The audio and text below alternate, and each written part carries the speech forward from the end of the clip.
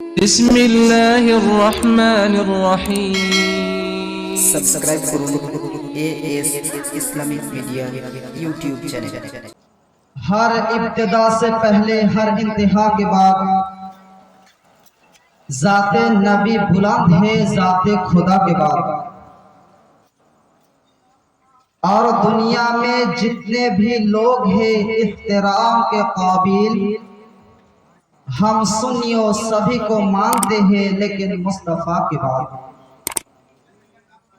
और क्या फरमाते हैं आला हजरत, वह क्या जूदो करम है शाह बतहा तेरा, वह क्या जूदो करम है शाह बतहा तेरा, नहीं सुनता ही नहीं मांगने वाला तेरा।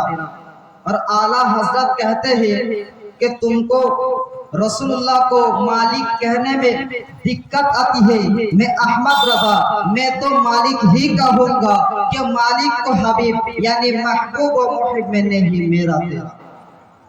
আজিজানে গ্রামী, আপনারা সকলে অবগত আজকে এই বীরভূম জেলার মুরারই অঞ্চলের রঘুনাথপুর গ্রামে যুবক বৃন্দের পরিচালনায় পরপর 3 রাত্রি ব্যাপী জীবনী জালসার আয়োজন করা হয়েছে। আজিজানে গ্রামী, আমাদের সুদূর রাজমহল থেকে আগত মুফতি আশরাফ রাজা নাইমি সাহেব কিবলা, যিনি আমাদের কাছে উপস্থিত হয়ে গেছেন। আর কিছুক্ষণের মধ্যেই তিনাকে স্টেজের উপর আনা হবে। তো আপনাদেরকে আবেদন করব, আপনারা এদিকে ওদিকে ঘোরাফেরা না করে, বাড়িতে বসে না থেকে, মেলার মধ্যে ভিড় ভাট্টা না করে সুন্দর বসার জায়গা করা হয়েছে। আপনারা সকলেই পাক মাজলিসে এসে বসে পড়ুন এবং মাজলিসের সৌন্দর্য বাড়িয়ে তুলুন। আজিজানে গ্রামী, খুতবার পরে পরে আল্লাহ রাব্বুল আলামিনের অটুট বিধান পবিত্র কালামুল্লাহ শরীফ, এখানে কালামুল্লাহ শরীফ থেকে আপনাদের সম্মুখে আয়াতে কারিমা তেলাওয়াত করেছি। আল্লাহ রব্বে কায়নাত কোরআন পাকের মধ্যে বলেন, মাইয়ুতিউর রাসূলা ফাকাদ আতা আল্লাহ ওয়া মান তাওয়াল্লা ফামা আরসালনাকা আলাইহিম হাফিজা। আল্লাহ রব্বে কায়নাত তিনি বলেন, যে ব্যক্তি আল্লাহর রাসূলের আনুগত্য করল, যে ব্যক্তি রাসূলের কথাকে মেনে নিল, যে ব্যক্তি রাসূলের প্রেমের মধ্যে পড়ে গেল, যে ব্যক্তি রাসূলের পেরাবি করল, আল্লাহ রাব্বে কায়নাত বলেন আতা আল্লাহ, সে ব্যক্তি আল্লাহরই আনুগত্য করল। ওয়া মান তাওয়াল্লা ফামা আরসালনাকা আলাইহিম হাফিজা, এবং যে ব্যক্তি আল্লাহ রাসূলের থেকে মুখ ফিরিয়ে নেয়, আল্লাহ রাসূলের কথাকে ইনকার করে দেয়, আল্লাহ রাসূলের কথাকে মান্য করে না, আল্লাহ পাক বলেন ফামা আরসালনাকা আলাইহিম হাফিজা, হে নবী তাদের জন্য আমি আল্লাহ পাক আপনাকে হেফাজতকারী করে পাঠাইনি। এই আয়াতের শানে নুজুল কি? এই আয়াত নাজিল হওয়ার কারণ কি? আজিজানে গ্রামী, আল্লাহর নবী মুস্তাফা তিনি ইরশাদ করেছেন, যখন এই আয়াত নাজিল হয়নি, দয়ার নবী বলেন যে আমাকে মেনে নিল নিশ্চয়ই সে আল্লাহকে মানলো, এবং যে আমাকে মহব্বত করলো নিশ্চয়ই সে আল্লাহকে মহব্বত করলো। কিন্তু এখনকার যুগে যে রকম মুনাফিক দুনিয়ার মধ্যে ছড়িয়ে আছে, রাসূলের যুগেও মুনাফিক ছিল, নামাজ পড়তো, রোজা তো রাখতো, দাড়ি তো ছিল, পাঞ্জাবি তো ছিল, তবুও রাসূলের কথাকে মানতে পারলো না। তারা বলছে নবী কি বলছে, নবীকে আনুগত্য করলে আল্লাহকে কি করে আনুগত্য করা হয়, রাসূলের কথা মানলে কিভাবে আল্লাহর কথা মানা হয়। সে মুনাফিকরা এই ধরনের মন্তব্য করতে লাগলেন। আল্লাহ রাব্বে কায়নাত জিবরিলকে বলেন, হে জিবরিল আয়াত নিয়ে চলে যাও, মাইয়ুতিউর রাসূলা ফাকাদ আতা আল্লাহ, নিশ্চয় রাসূল আমার ঠিকই বলেছে, যে ব্যক্তি রাসূলের ইতাআত করলো সে ব্যক্তি প্রকৃতপক্ষে আল্লাহর ইতাআত করলো। সুবহানাল্লাহ। আল্লাহ পাক রাসূলের কথার তাসদীক করার জন্য, রাসূলের কথাকে সত্য প্রমাণিত করার জন্য আসমান থেকে জিবরিল আমিনের মাধ্যমে কোরআনের মধ্যে আয়াত নাযিল করে দিলেন।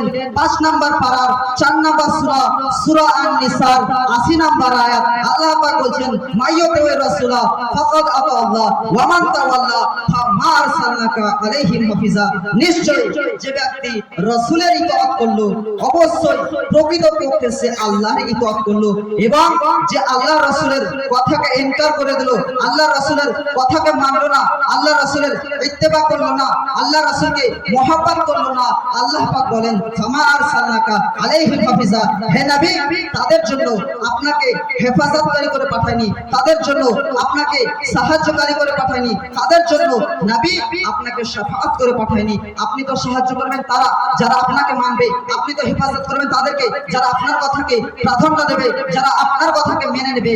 আপনি তাদের জন্য হেফাজতকারী করে পাঠিয়েছি, আপনি তাদের জন্য সাহায্যকারী করে পাঠিয়েছি, আপনি তাদেরকে শাফাআত করে জান্নাতে নিয়ে যাবেন। বলুন সুবহানাল্লাহ।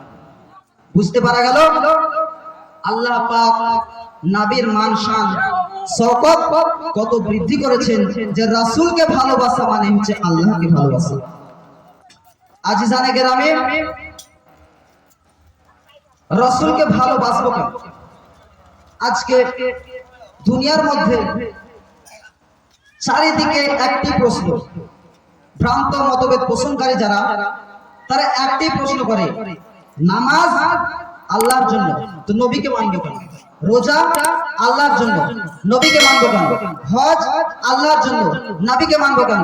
যাকাত আল্লাহকে খুশি করার জন্য তো নবীকে মানবো কেন?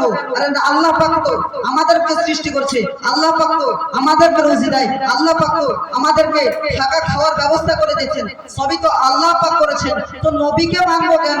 আজিজানে গ্রামী, এই একটি প্রশ্নই আজকে চতুর্দিকে ঘুরে বেড়ায়, যেটির কারণে আজকে সাধারণ মানুষের মন থেকে, সাধারণ মানুষের দিল থেকে ঈমান চলে যায়, তবু আমরা বুঝতেই পারি না।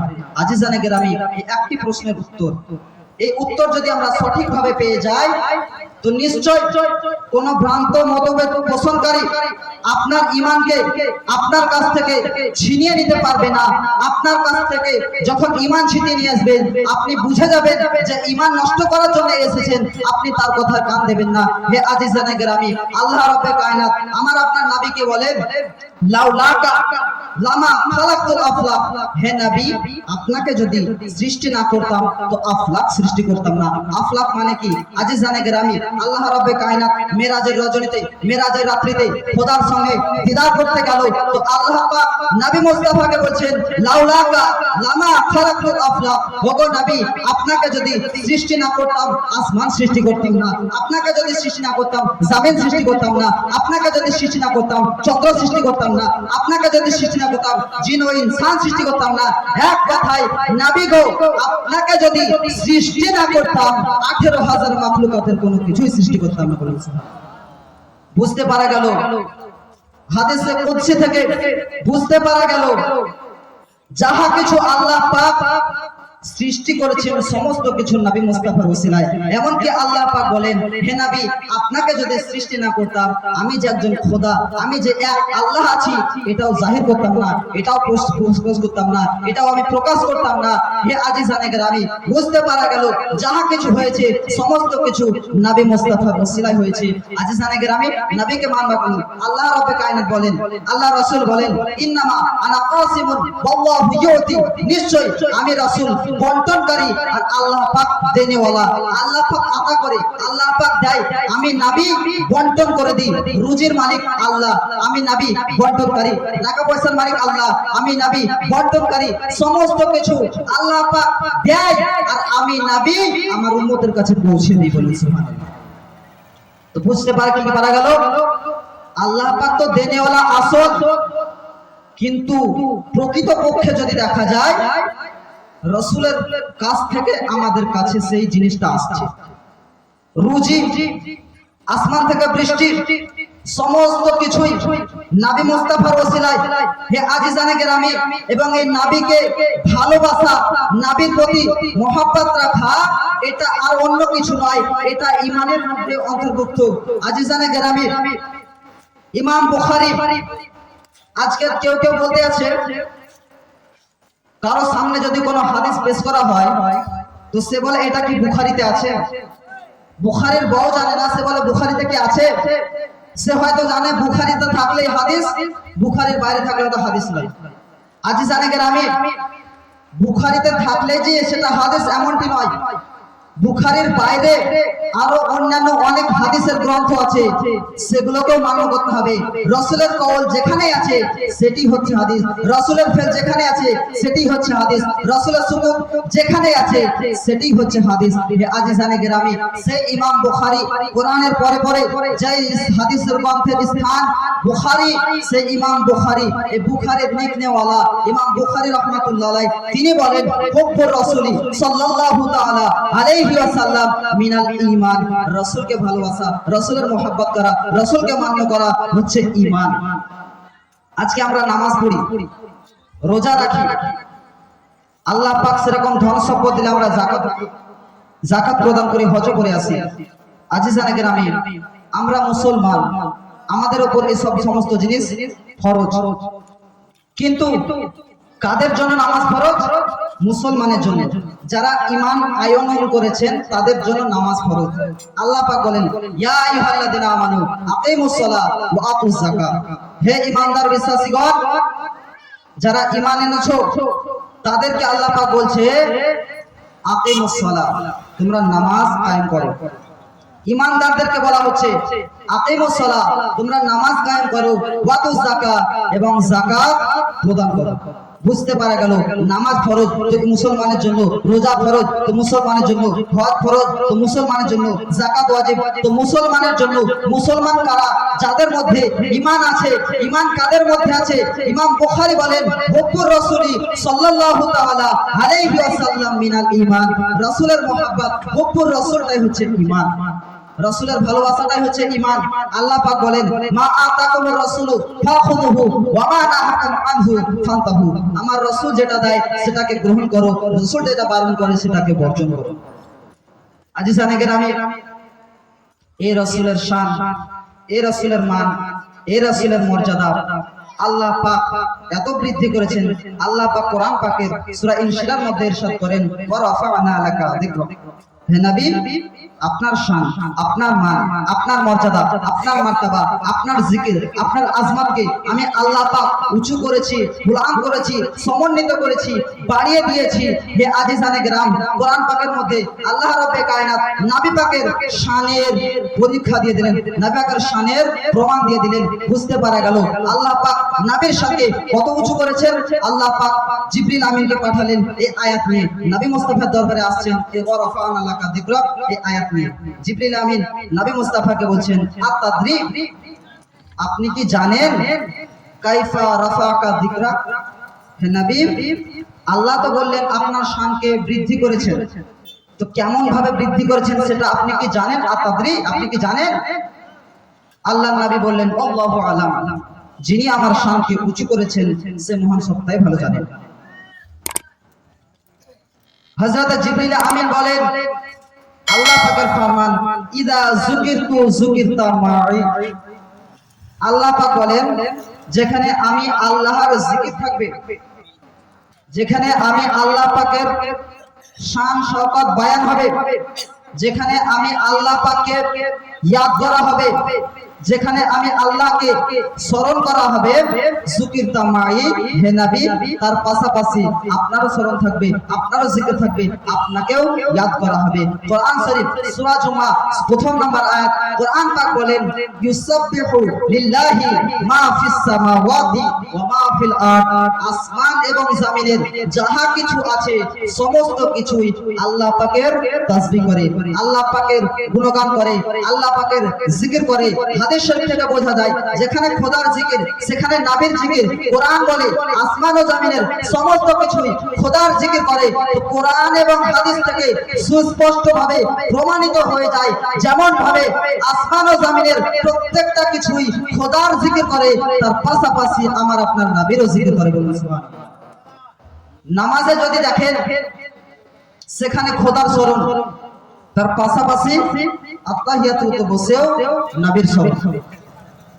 রোজাতে যদি দেখেন সেখানেও খোদার স্মরণের পাশাপাশি নবীর স্মরণ। হজ করতে যান, হজের মধ্যেও খোদার স্মরণের সাথে সাথে নবীর স্মরণ। এক কথায় আল্লাহ পাক যেখানে নিজের স্মরণ রেখেছেন, নিজের জিকির করেছেন, তার পাশাপাশি আমার আপনার আল্লাহ পাকের জিকির করেছেন। এইভাবে আল্লাহ পাক বলেন, আমি আমার নবীর শানকে সবচাইতে উঁচু করে রেখেছি। আজিজানে গ্রামে কোরআন পাকের মধ্যে অসংখ্য জায়গায় বিসমিল্লাহর বা থেকে নিয়ে কোরআন শরীফের শেষ সূরা সূরা নাসের সিন পর্যন্ত প্রত্যেকটা আয়াত, প্রত্যেকটা অক্ষরেই নবী মুস্তাফার প্রশংসায় ভরপুর রয়েছে। আজিজানে গ্রামে দুনিয়ার মধ্যে আল্লাহ পাক 1,24,000 পয়গম্বর ও রাসূল দুনিয়ার মধ্যে পাঠিয়েছেন। হযরত আদম নবী দুনিয়ার মধ্যে আসলেন তো রহমত নিয়ে আসলেন। হযরত ইয়াহইয়া নবী দুনিয়ার বুকে আসলেন তো রহমত নিয়ে আসলেন। হযরত ইউসুফ নবী দুনিয়ার মধ্যে আসলেন তো রহমত নিয়ে আসলেন। হযরত মুসা নবী দুনিয়ার মধ্যে আসলেন তো রহমত নিয়ে আসলেন। হযরত ঈসা নবী দুনিয়ার বুকে আসলেন তো রহমত নিয়ে আসলেন।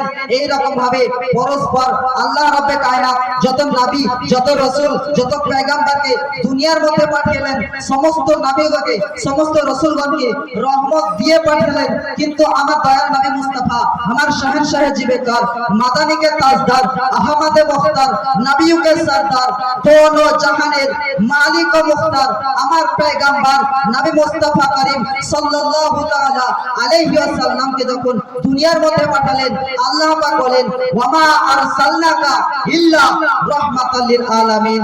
হে নবী, আপনাকে কুল কায়নাতের জন্য, আপনাকে দোনো জাহানের জন্য, আপনাকে সমস্ত সৃষ্টি জগতের জন্য রহমত করে পাঠিয়েছি। বলুন সুবহানাল্লাহ। এখান থেকেও বোঝা যায় সমস্ত নবী ও রাসূলগণের চাইতেও আল্লাহ রাব্বে কায়নাত আমার আপনার নবীর শান, আমার আপনার নবীর মর্যাদাকে সমস্ত নবীর চাইতে উঁচু করে রেখেছে। আজিজানে গ্রামে অসংখ্য হাদিস শরীফ, অসংখ্য কোরআনের আয়াত দ্বারা সুস্পষ্ট প্রমাণিত যে আল্লাহ রাব্বে কায়নাত আমার আপনার নবীকে সমস্ত শান, মান, মর্যাদা দিয়ে দুনিয়াতে পাঠিয়েছে। রাসূলের মধ্যে কোনো ঘাটতি ছিল না, রাসূলের মধ্যে কোনো খুন খাঁটি ছিল না।